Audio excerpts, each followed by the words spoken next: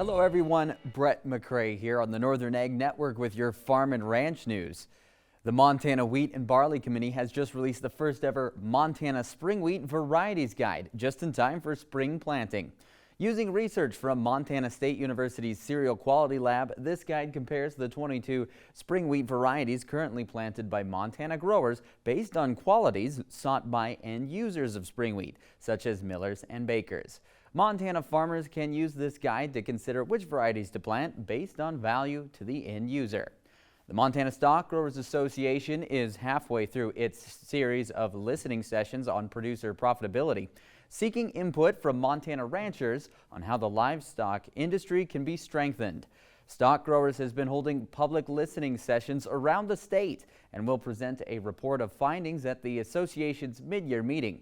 All livestock producers are invited to attend, not just Stockgrowers members. The next meeting is tonight at 5 p.m. at the Miles City Livestock Commission. And the National Cattlemen's Beef Association and the Public Lands Council are condemning 3 rule changes to the Endangered Species Act made by the Biden administration. Changes made to ESA allow species to receive maximum federal protection previously reserved for the most fragile populations. Officials are also no longer required to consider economic impacts of listing decisions on local communities. NCBA and PLC say that these rulemakings expand federal overreach and roll back previous reforms. The Northern Ag Network is back with more ag news and your markets in an hour. I represent a lot of what ranchers' wives are, where they marry into the family. Coming into established ranch, the expectations of that is just absolutely overwhelming. You know, there's always stress with all families, but when you're not dealing with the stress outwardly, it will definitely impact everyone inwardly. You may feel alone, but you're not alone. Hello again, everybody. Brett McRae back with more ag news and your markets. Highly pathogenic avian influenza in dairy cattle has dominated our headlines recently.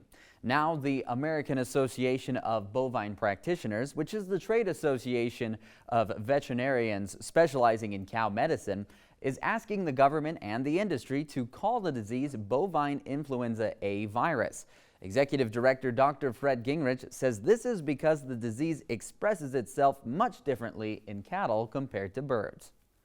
Much different than what happens in birds, where it is highly fatal and spreads through the barn rapidly. It's affecting 10% of the cows in those herds. We haven't had any mortalities reported either. Veterinarians say that with supportive care, cows are making full recoveries from the influenza virus. No cash cattle trade so far this week. The most recent bids averaged $185 for live deals and $296 on the dress basis. A lighter test of the market at Miles City Livestock Commission on Tuesday.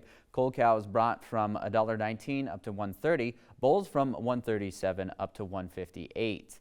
At the sheep yards in Newell, 2 to 3-year-old replacement ewes sold from $160 to $167 per head. And Wednesday was a positive trading session for wheat markets. Kansas City hard red winter wheat up 17 cents in May at $5.94. Minneapolis hard red spring wheat down 3/4 penny in May at $6.50. Problems have compounded for Russian exports. The country is looking at higher costs among disagreement between the government and private shipping companies. That's all for your Ag Report. Have a great day.